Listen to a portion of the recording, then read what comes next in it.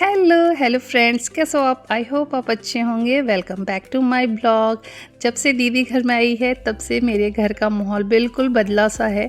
मैं तो अलग से ही खुश हूँ क्योंकि आपके मायके से कोई आए तो आप खुशियाँ अलग ही होती हैं। और आजकल मुझे बहुत पैम्पर किया जाता है क्योंकि बड़ी बहन आए और छोटी बहन को पैम्पर ना किया जाए तो ऐसा हो ही नहीं सकता। मुझे पूरी आज़ादी है, पूरी फ्रीडम है वो छोटी बहन वाली। तो फ़िलहाल जब से घर में दीदी आई है तब से मैं बहुत ज़्यादा ब्लॉग नहीं कर पाती हूँ। बहुत ज़्यादा मोमेंट्स ऐसे होते हैं ना, मैं शूट नहीं कर पाती हूँ क्योंकि थोड़ा सा दीदी कैमरा शाई है तो मुझे वो शूट करने में प्रॉब्लम होती है। कहीं वो आ ना जाए, वो फिर भागने लगती है, तो मैं भी बहुत ज़्यादा ब्लॉगिंग नहीं करती हूँ। तो बस यहाँ पे हमने ब्रेकफास्ट कर लिया है, लंच की तैयारी कर रही हूँ। और आजकल ना हमारी जब से दीदी आई है, लंच और ब्रेकफास्ट का जो टाइमिंग है ना वो थोड़ा सा मैच नहीं करता है, कब क्या बनता है कुछ पता नहीं। तो फिलहाल सुबह हमने इडली वड़े मंगा लिए थे नाश्ते में और यहाँ पे बना रही हूँ कढ़ी पकौड़ा। तो बस यहाँ पे कढ़ी की तैयारी कर लेती हूँ। यहाँ पे मैंने बेसन और दही का एक अच्छा सा घोल रेडी कर लिया है और बस इसे डाल देंगे तड़का। तड़के के लिए यहाँ पे लिया है सरसों का तेल, पंचफोरन डाला है, प्याज डाला, कड़ी पत्ता, सूखी लाल मिर्च डाल दी है और उसके साथ मैंने डाला है यहाँ पे अदरक और लहसुन का पेस्ट। जैसे ही ये सारी चीज़ें अच्छे से भुन जाएंगी मैं इसमें डाल दूँगी वो दही बेसन वाला घोल और इसे अच्छे से पकने देंगे। कंटिन्यू चलाते रहेंगे वरना हमारी जो कड़ी है वो फट जाएगी। और कड़ी पकौड़ा मैं इसके बाद बनाऊँगी क्योंकि कड़ी को ऑलमोस्ट आधे से 45 मिनट तक पकना होता है। तो इसे मैं पकने के लिए एक साइड में रखूँगी, उसके बाद मैं इसके पकौड़ों की तैयारी करूँगी। मैं जब भी कड़ी बनाती हूँ ना तो कड़ी को बहुत अच्छे से पकाते हैं, उससे ना उसका टेस्ट बहुत अच्छा होता है। तो यहाँ पे 2 बड़े साइज़ के मैंने प्याज लिए थे जिन्हें मैंने चॉप कर लिया है। उसके साथ ना मेरे पास थोड़े से पालक बचे हुए थे तो बस इन्हें भी चॉप करके इन पकौड़ों में डाल दूँगी। अगर आपके पास पालक अच्छी क्वांटिटी में हो ना तो सिर्फ पालक के पकौड़े बना के डालो, उससे कढ़ी और भी टेस्टी सी लगती है। तो बस यहाँ पे प्याज और पालक मैंने चॉप कर लिया है। इसमें डालेंगे बेसिक से मसाले जो कि हर पकौड़े में पड़ता है। तो यहाँ पे मैंने अदरक, लहसुन और मिर्ची का पेस्ट डाला है, साथ में डाला है हल्दी पाउडर, लाल मिर्च पाउडर, ज़ीरा पाउडर। साथ में ना मैंने धनिया पाउडर नहीं डाला है, धनिया को थोड़ा सा क्रश करके डाला था ना, उससे टेस्ट और भी अच्छा आएगा। और बस इसके साथ यहाँ से 4 से 5 चम्मच मैं डाल दूँगी बेसन और टेस्ट के हिसाब से डाल दिया है नमक। और बस इन सारी चीज़ों को अच्छे से मिक्स करेंगे। पानी बहुत ज़्यादा मैंने नहीं डाला है, प्याज के ही पानी से बेसन को अच्छे से मिक्स कर लिया है। और बस यहाँ पे फटाफट से मैं निकाल दे रही हूँ पकौड़े ना मैंने बहुत ज़्यादा नहीं बनाए हैं क्योंकि बच्चे खाते नहीं हैं और बच्चों ने ना सुबह जो नाश्ता किया है उसके बाद भी वो कुछ बाहर से ही खाएंगे क्योंकि घर का खाना वो खा नहीं रहे इस समय, क्योंकि उनको लगता है कि अभी बाहर से गेस्ट आए हैं तो जितना भी फ़ायदा ले सकते हो आप ले लो।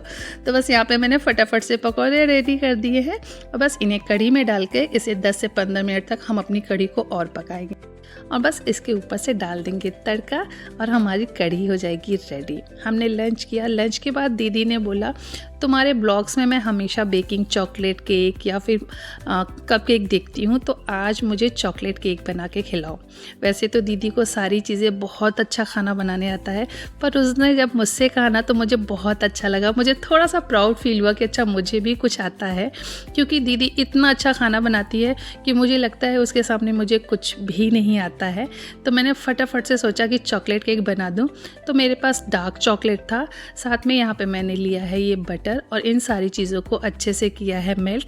जैसे ही ये सारी चीज़ें मेल्ट हो गई हैं यहाँ पे डाल दिया है शक्कर और इसे भी अच्छे से मिक्स किया है। जैसे ही हमारा जो शक्कर है बिल्कुल अच्छे से मेल्ट हो जाएगा इस चॉकलेट के अंदर, इसमें बाकी चीज़ें ऐड करेंगे। तो यहाँ पे मैंने 1 कप लिया है मैदा, साथ में 1 चम्मच मैंने डाल दिया था coffee powder, baking powder, baking soda और बस इन सारी चीज़ों को अच्छे से छान लेंगे। छानने का क्या रीज़न होता है ये आप अभी देखेंगे। ये देखिए जो कॉफ़ी के पाउडर है ना वो थोड़े दानेदार होते हैं, तो वो सारी चीज़ें हमारे केक के अंदर नहीं जाती हैं, इसलिए इन सारी चीज़ों को हमेशा छान के लेना चाहिए। और बस इन सारी चीज़ों को अच्छे से मिक्स कर लेंगे। यहाँ पे ऐड कर देंगे 4 चम्मच से दही। दही आपकी बिल्कुल भी खट्टी नहीं होनी चाहिए, ये हमारा एग का रिप्लेसमेंट होता है, इससे आपका केक और भी फ्लफ़ी और सॉफ्ट सा होता है। और बस इसे मिक्स करते हैं। और यहाँ पे मेरा बैटर थोड़ा सा थिक था तो मैं यहाँ पे दूध ऐड करूँगी। दूध थोड़ा थोड़ा करके ऐड करेंगे और दूध आपका जो होना चाहिए वो बिल्कुल रूम टेम्परेचर का होना चाहिए। जितनी ज़रूरत हो उतना आप दूध डालिएगा। और ये देखिए हमारा केक का बैटर जो है वो रेडी हो गया है। बस इसे बेक बेक करने के लिए हम तैयार करते हैं।